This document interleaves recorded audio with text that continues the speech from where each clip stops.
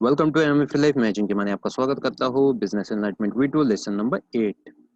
तो दोस्तों अब तक आपने सीखा फंडामेंटल एनालिसिस और फंडामेंटल एनालिसिस में आपने सीखा qualitative and quantitative analysis. Qualitative मतलब हमने चाय का एग्जांपल लिया था, चाय के बिजनेस का, जहाँ पे वो एंटरप्रेनर अच्छा था, उसकी मैनेजमेंट अच्छी थी, उसकी ब्रांड नेम अच्छा था, उसकी दुकान के ऊपर भीड़ ज्यादा लगती थी। तो वो सारी चीजें होती है क्वालिटेटिव एनालिसिस। क्वांटिटेटिव एनालिसिस में हमने देखा अर्निंग्स पर शेयर देखा, फिर प्राइस टू अर्निंग रेशियो देखा, फिर वो टीटीएम पी देखा, पीजी रेशियो देखा, हमने कंपनी के वैल्यूएशंस देखे, राइट। सो ये होता है क्वांटिटेटिव एनालिसिस। के बाद हमने टेक्निकल एनालिसिस किया, जहाँ पे हमने देखा स्ट्रेंथ ऑफ द मार्केट, कि अप ट्रेंड है, डाउन ट्रेंड है, वो सारी चीजें एनालिसिस करी। हमने देखा कि मार्केट कहाँ से मूव होगा, टर्निंग पॉइंट्स क्या है, रिवर्सल पैटर्न्स क्या है, ये वो सारी चीजें सीखे। अब हम सीखेंगे पोजीशनिंग के बारे में। पोजीशनिंग मतलब क्या है, अब हम एक्चुअली एसेट बाय या सेल करेंगे। तो we are owning an asset, तो हम ऐसा एसेट लेने वाले हैं जहाँ पे हाई प्रोबेबिलिटी हो कि वो हमें या तो कैश फ्लो प्रोवाइड करे या तो हम वो कैपिटल गेन प्रोवाइड करे। यहाँ पे हम एक्चुअल डिसीजन लेते हैं बाइंग एंड सेलिंग, या फिर हम लेते हैं रेंटिंग का। और यहाँ पे हम लिवरेजिंग का भी इस्तेमाल करते हैं ताकि रिटर्न ऑन इन्वेस्टमेंट हमारा ज्यादा से ज्यादा हो सके। तो पोजिशनिंग मतलब क्या है, दरअसल पोजिशनिंग का मतलब है turning information into profit. Information से हम प्रॉफिट में कैसे कन्वर्ट कर सकते हैं जिससे हमारा कैश फ्लो बढ़े और हमारा नेटवर्क बढ़े। तो इसका बेनिफिट क्या होता है, ये हमें आज़ादी दिलाता है। किस चीज़ से आज़ादी दिलाता है, दरअसल ये हमें आज़ादी दिलाता है उस सोच से, कि वो सोच कि हम हमेशा एक होप करते हैं कि मार्केट हमेशा अच्छा ही परफॉर्म करे, जबकि ऐसा होता नहीं है, मार्केट नीचे भी गिरता है। हम पॉलिटिकल पॉलिसीज के ऊपर कम से कम डिपेंडेंट रहे। हम ये ना चाहे कि ये मतलब हम हमेशा प्रे करते हैं कि इकोनॉमी हमेशा अच्छी रहे ताकि जॉब्स हमेशा अच्छे रहे। ऐसा नहीं होगा, इकोनॉमी डाउन भी जाएगी और डिपेंडेंसी ऑफ जॉब के ऊपर, मतलब हमारे जॉब के ऊपर डिपेंडेंसी ज्यादा है तो वो कम हो जाएगा। अभी आप देखेंगे कि कोरोना वायरस तो एक बहाना है। मैं कब से बता रहा हूँ, 5 साल से बता रहा हूँ कि जॉब जाने वाले, जॉब जाने वाले, और अभी लोग बोल रहे हैं कि कोरोना वायरस के वजह से। तो कोरोना वायरस की वजह से नहीं, कोरोना वायरस तो ये वर्ल्ड लीडर्स का तो एक बस बहाना है। जैसा नोटबंदी किया था, क्योंकि जबरदस्ती आप पेटीएम इस्तेमाल करो या ऑनलाइन पेमेंट्स इस्तेमाल करो, राइट।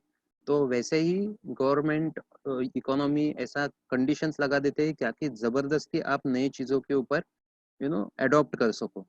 तो वैसे ही उन्होंने चीज, जैसे कि कंप्यूटर्स भी बैंक के अंदर जबरदस्ती लाए थे, जबरदस्ती कंप्यूटर्स ला के लोगों को सिखाया, वीआरएस दिया, तो लोगों को चेंज करने के लिए जबरदस्ती करनी पड़ती है। तो कई सारे लोगों की वैसे भी जॉब्स जा ही रही थी, लेकिन सबको अगर एक साथ निकाल देते तो वो अच्छा इमेज नहीं बनता। इमोशनली डिपेंडेंट होते हैं। और एक बोलते हैं ना, पॉलिटिशियन को भी अपना पार्टी चुन के लाना है फिर से। तो अगर बहुत सारे जॉब्स चले जाएंगे तो उनका नाम खराब होता है। तो कुछ तो एक कंपनीज को और पॉलिटिशियंस को बहाना चाहिए होता है लोगों को जॉब से निकाल देने का। इसलिए वो ये सारा कोरोना वायरस या ऐसे कुछ ना कुछ कंडीशंस डेवलप करते हैं। सो ये चीज हमें उस चीज से बचाएगा। हमारे पास टोटल कंट्रोल होगा कि हमारे पास ऐसी पोजीशनिंग लेंगे कि हमारा इन्वेस्टमेंट प्रॉफिट करेगा। सो ऐसा कहा जाता है ना कि जब भी जिंदगी हमें नींबू दे, इरफान खान जी ने कहा था, तो हमें शिकंजी बनाना चाहिए। हालांकि ये हमेशा मुश्किल होता है, लेकिन अगर सही एजुकेशन हो तो आप जरूर कामयाब बन सकते हो। तो मुझसे लोग पूछते हैं दरअसल, अजिंक्य, कि मार्केट क्या लगता है। तो ये सवाल हर बार कोई ना कोई पूछ ही लेता है मुझे कि मार्केट क्या लगता है। तो मैं उनसे यही कहता हूँ कि भाई मार्केट ऊपर जाएगा या नीचे जाएगा या साइड में जाएगा, और कहाँ से जा जाके कहाँ पे जाएगा। लेकिन मेरे पास स्ट्रेटेजी है कि मार्केट ऊपर जाने पे क्या करना है, मार्केट साइड पे जाने पे क्या करना है, और मार्केट नीचे जाने पे क्या करना है। सो दरअसल मैं जानना चाहता हूँ, क्योंकि कि मार्केट क्या लगता है, मतलब आप क्या चाहते हो मार्केट से, आप क्या चाहते हो कि मार्केट क्या करे। जब भी मैं ऐसा सवाल लोगों से पूछता हूँ तो उनका एक ही रिप्लाई होता है कि भाई हमें तो बस पैसे बनाने हैं। तो आप रास्ते से चलते हुए किसी भी इंसान को पूछो कि पैसे बनाने हैं, तो बोलेगा हाँ पैसे बनाने हैं। लेकिन ऐसा नहीं चलेगा। एक स्पेसिफिक चीज हमें पता होना चाहिए कि हमें एग्जैक्टली क्या चाहिए, कि मार्केट से हम कैपिटल गेन चाहते हैं, या मार्केट से हम कैश फ्लो चाहते हैं, या मार्केट में हम लोग हेज करना चाहते हैं, प्रोटेक्शन चाहते हैं हमारी चीजों का, या फिर कितने समय में मार्केट ग्रो करेगा ये देखना चाहते हैं। ठीक है। तो एग्जैक्ट अगर सवाल हो गए तो वैसा आप स्टडी करके एग्जैक्ट आपको जवाब भी मिलेगा। तो पहले की दो सिचुएशन में मतलब फंडामेंटल एनालिसिस, टेक्निकल एनालिसिस में हमारा कोई कंट्रोल नहीं है, लेकिन पोजीशनिंग में हमारा कंट्रोल जरूर है। एक बहुत ही फ्रस्ट्रेटिंग चीज है कि हमने स्टॉक खरीद लिया, उसके बाद वो कहाँ पे जा रहा है इसके ऊपर कोई कंट्रोल नहीं है। तो इसलिए हमें सीखना होगा कि हम पोजीशंस को कैसे मैनेज कर सके। अभी एक तरीका है मैनेज करने का, उसमें से एक स्ट्रेटेजी मैं आपको बता रहा हूँ। तो जब भी मुझे लगता है कि प्राइस ऊपर जाने वाली है तब मैं बाई करता हूँ, फिर सेल करता हूँ। और जब भी मुझे लगता है कि प्राइस नीचे जाने वाली है तो मैं पहले सेल करता हूँ, फिर मैं बाय करता हूँ। इसे हम कहेंगे लॉन्ग, मतलब पहले बाय करके बाद में सेल करने को हम लोग बोलते हैं लॉन्ग पोजीशन, और पहले सेल करके बाद में बाय करने को बोलते हैं हम लोग शॉर्ट पोजीशन। तो मार्केट ऊपर जाए नीचे जाए, मेरे पास दोनों चीज़ों के लिए स्ट्रेटेजी है। अब इसके ऊपर कैसा है कि हमने जैसा टेक्निकल एनालिसिस में सीखा था कि कुछ रिवर्सल पैटर्न्स होते हैं। हमें पता है कि कहाँ पे स्पीड ब्रेकर्स है, कहाँ से प्राइस यू टर्न लेगी, लेकिन वो हमेशा एक्यूरेट नहीं होगी। लेकिन प्रोबेबिलिटी जो है वो प्रोबेबिलिटी हाई है कि वहाँ से प्राइस टर्न करेगी, राइट। तो हम वहाँ पे डिमांड जोन या सप्लाई जोन ड्रॉ करते हैं। तो जैसे मैं यहाँ पे आपको ड्रॉ करके बता देता हूँ। ये जो चीज़ है, मान लो ये हमारा डिमांड जोन है, ये हमारा सप्लाई जोन है, ठीक है। या फिर ये हमारा बाय जोन है, ये हमारा सेल जोन है। ये जो मैंने बाय जोन अभी ड्रॉ किया हुआ है, तो बाय जोन के अंदर मान लो ये प्राइस रेंज ऐसी होगी, ठीक है। मान लो ये 100 रुपीज़ है,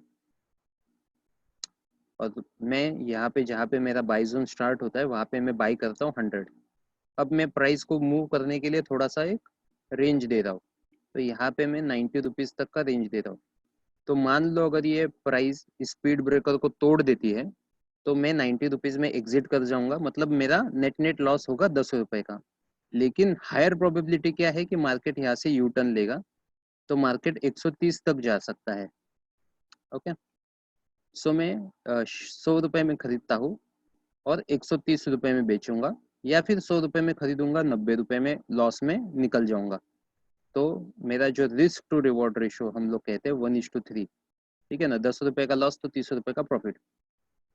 तो ऐसे ही हम कुछ पोजीशंस लेते हैं, जैसा मैंने ट्रेन का भी एग्जांपल दिया था आपको, या कार का एग्जांपल, कि हम कहाँ पे ब्रेक लगाएंगे और कहाँ तक रुकेगा, तो उतना एटलीस्ट हमें पता है।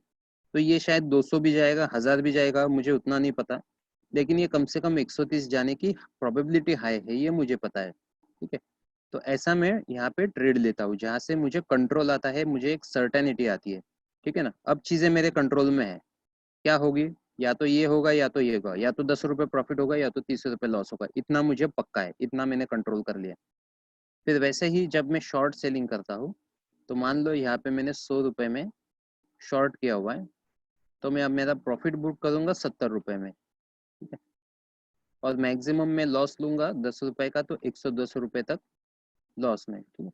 तो ये दो चीज़ें होती है, ये दो स्ट्रेटजीज है जिससे हम कंट्रोल में रख सकते हैं।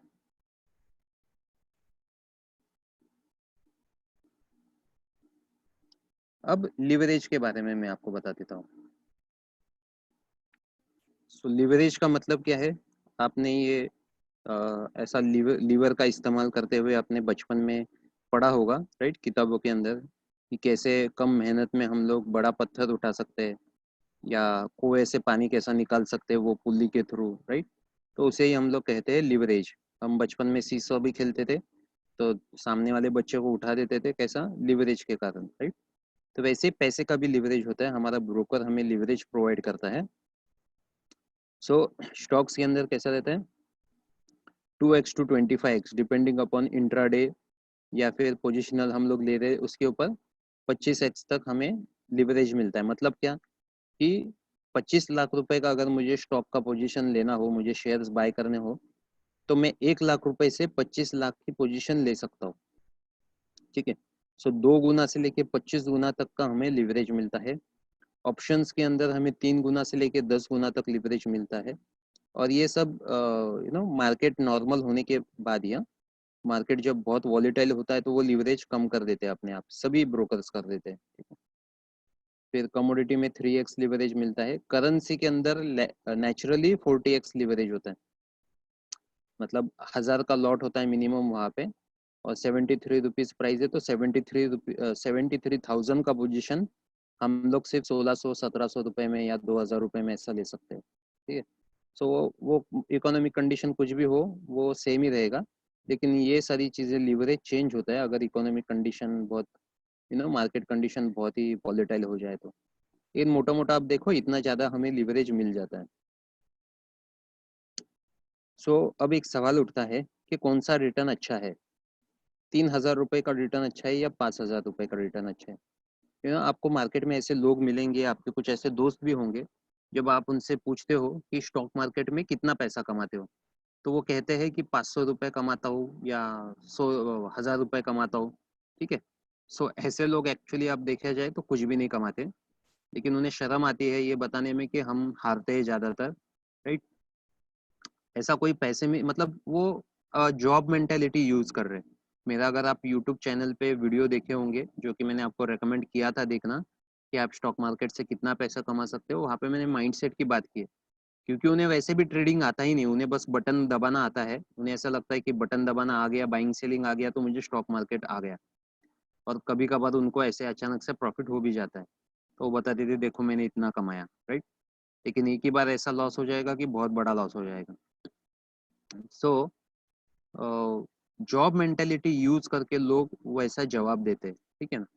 लेकिन 3000 रुपये कमाता है या 500 रुपये कमाता है या 5000 रुपये कमाता है, लेकिन कितने कैपिटल के ऊपर वो कौन बताएगा। तो एक सही स्टूडेंट होता है वो हमेशा परसेंटेज में बात करेगा कि मैं साल का इतना इतना परसेंट कमा लेता हूँ। अदरवाइज कुछ लोग होते हैं, अभी हाल ही में मेरा एक भांजा है, तो उसके मॉम के ऑफिस के अंदर एक व्यक्ति है जो पैसा कमाता है, राइट, स्टॉक मार्केट के अंदर। तो वो बोलता है कि मैं महीने का जो है वो 1000 या 2000 में डालता हूँ और मैं महीने का 2.5 या 3500 कमा लेता हूँ। तो इस स्पीड के हिसाब से तो वो वॉरेन बफेट से भी अमीर बनना चाहिए था अभी तक, लेकिन ऐसा हुआ क्या। तो ऐसा दरअसल नहीं होता। सो सही तरीका क्या है, राइट। सही तरीका है return on investment percentage wise हमें कैलकुलेट करना है, ठीक है। उसके अंदर भी जैसा मैंने कहा था रिस्क टू रिवॉर्ड रेशियो, जो हम लोग अगला जो सेशन होगा रिस्क मैनेजमेंट के ऊपर, वहाँ पे हम लोग और इन डिटेल में बात करेंगे, ठीक है।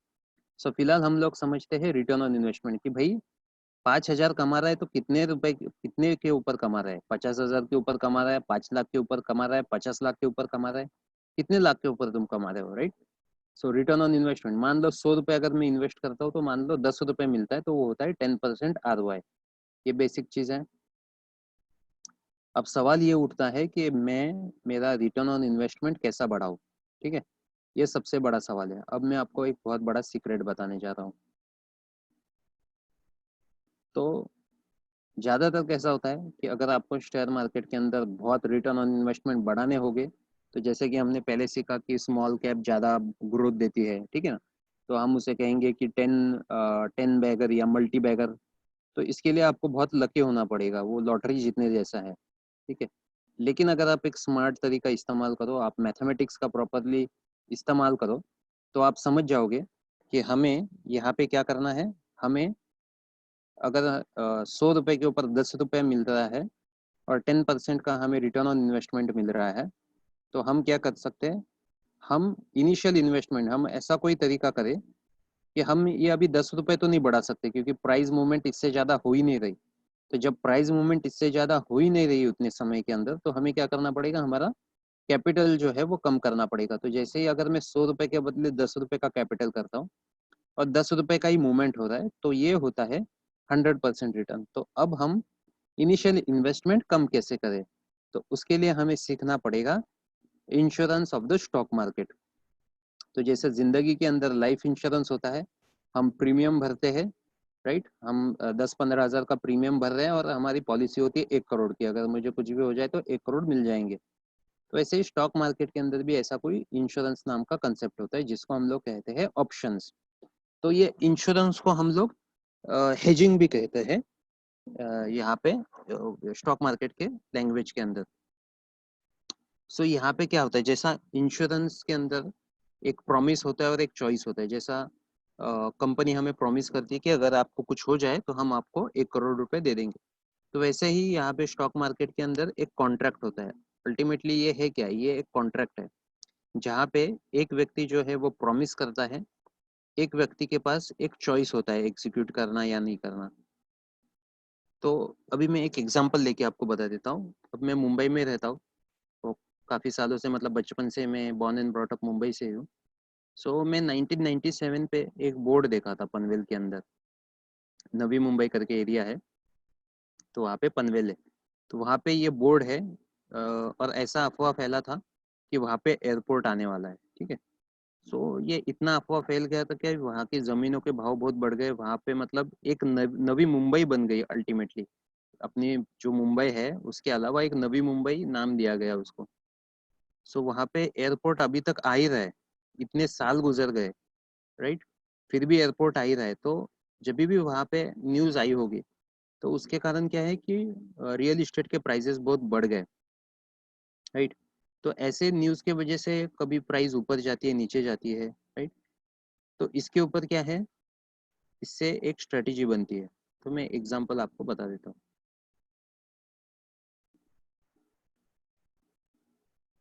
सो मान लो एक व्यक्ति है, मैं ही हूँ, ठीक है। मेरे पास पनवेल के अंदर 50 लाख रुपए का घर है, और ये न्यूज़ आती है कि यहाँ पे प्राइसेस बढ़ने वाला है।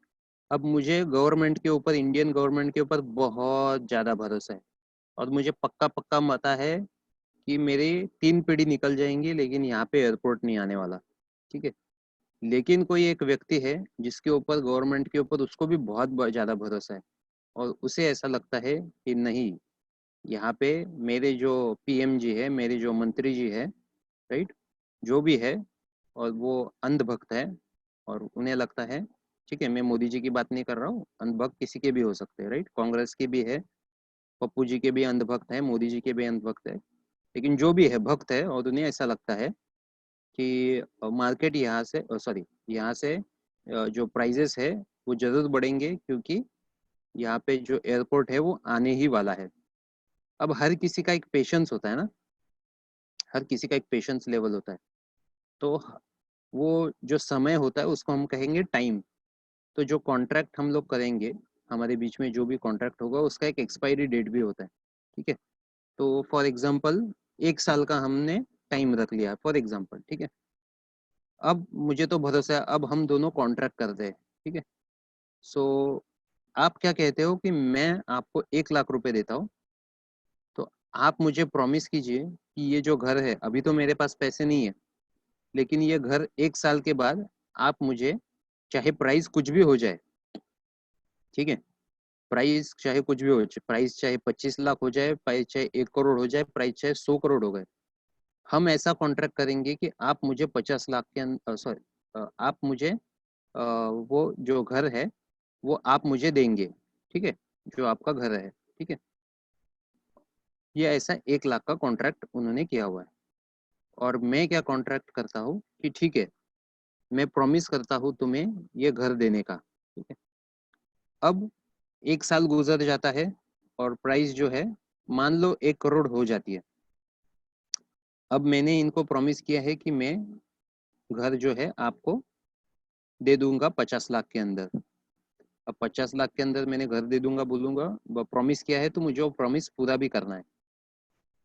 और आपके पास चॉइस है कि वो आप घर खरीदे नहीं खरीदे, वो आपके पास चॉइस है। तो आप क्या करते हो, अभी आपके पास पैसे तो है नहीं 50 लाख रुपए, तो ये जो कॉन्ट्रैक्ट है, अभी जो 1 करोड़ का घर है वो 50 लाख में मिलेगा, ऐसा कॉन्ट्रैक्ट है। तो आप इस कॉन्ट्रैक्ट को ही सेल कर देते हो, क्योंकि अभी इस कॉन्ट्रैक्ट की वैल्यू ही 50 लाख रुपए हो गई, राइट। तो इसे हम कहेंगे ऑप्शन ट्रेडिंग, ओके। और मान लो मेरी बात सच हो गई कि प्राइजेस नहीं बढ़े, तो 50 लाख रुपए का घर जो मेरा है वो मेरा ही हो गया, प्लस मुझे आपका 1 लाख रुपए मिल गया फ्री में, राइट।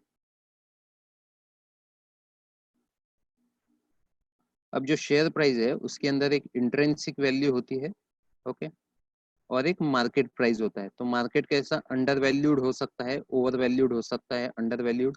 तो जब भी अंडर वैल्यूड हो हमें खरीदना है, ओवर वैल्यूड हो तो हमें बेचना है, ओवर वैल्यूड हो तो हमें बेचना है, अंडर वैल्यूड हो तो हमें खरीदना है। सो अब यहाँ पे अगर आप स्ट्रेटेजी कंपेयर करेंगे, तो आप देखेंगे कि यहाँ पे एक बड़ी इन्वेस्टमेंट लग रही है, यहाँ पे एक छोटी इन्वेस्टमेंट लग रही है। तो दो तरीके से मैं इसका बेनिफिट उठा सकता था। या तो मैं 50 लाख का घर खरीदता, ठीक है, मेरी रिस्क थी 50 लाख की, और अगर ये 1 करोड़ का हो जाता तो मुझे 50 लाख का बेनिफिट होता, ठीक है। सो रिटर्न ऑन इन्वेस्टमेंट क्या होता, 50 लाख के ऊपर 50 लाख, सो 100% रिटर्न, मतलब मेरा पैसा डबल। लेकिन मेरे पास 50 लाख है ही नहीं, तो मैं लिवरेजिंग का कैसे इस्तेमाल करूंगा, ऑप्शन के थ्रू मैं लिवरेजिंग का इस्तेमाल करूंगा, मैं कॉन्ट्रैक्ट करूंगा और मैं बोलूंगा 1 लाख रुपए का हम कॉन्ट्रैक्ट करते हैं, तो मैं प्रीमियम भरता हूँ जो एडवांस है 1 लाख रुपए का। अब मेरा रिस्क क्या है, 1 लाख गया तो कितना जाएगा, 1 लाख जाएगा, और वो प्राइस 1 करोड़ हो जाती है तो मैं वो कॉन्ट्रैक्ट जो है वो 50 लाख में बेच देता हूँ। तो अब मुझे प्रॉफिट जो है वो 49 लैक्स का हुआ, क्योंकि 1 लाख तो मैंने पे किए थे। तो मेरा रिटर्न ऑन इन्वेस्टमेंट क्या हुआ, 4900%, राइट। सो यहाँ पे 100% रिटर्न, यहाँ पे 4900% रिटर्न। तो ये होता है हमारा बेनिफिट इस स्ट्रेटेजी के अंदर, कि हम कम पैसे के अंदर लिवरेजिंग का इस्तेमाल करके बहुत ज़्यादा प्रॉफिट कमा सकते हैं। सो दोस्तों आज के लिए बस इतना ही। अब हम थोड़ा सा रिवाइज करते हैं। सो हमने रिवीजन लिया था, okay, fundamental analysis, technical analysis का, फिर हमने पोजिशनिंग मतलब क्या है जाना था, राइट, कि कैसे इंफॉर्मेशन से प्रॉफिट हमें कमाना है, ये किन चीज़ों से हमें बचाता है, कैसे हमें कंट्रोल दिलाता है, राइट, कंट्रोल दिलाने के लिए हमें मार्केट से चाहिए क्या, फिर हम कंट्रोल कैसे लेते हैं, entry, stop loss, profit book करना, long position, short position, leverage कितना तक हमें मिलता है, राइट, परसेंटेज में हमें हमेशा बात करनी है, फिर हम परसेंटेज कैसा बढ़ा सकते हैं, राइट, फिर हमने ऑप्शंस के बारे में सीखा, बेसिक्स, ओके, और उसके बाद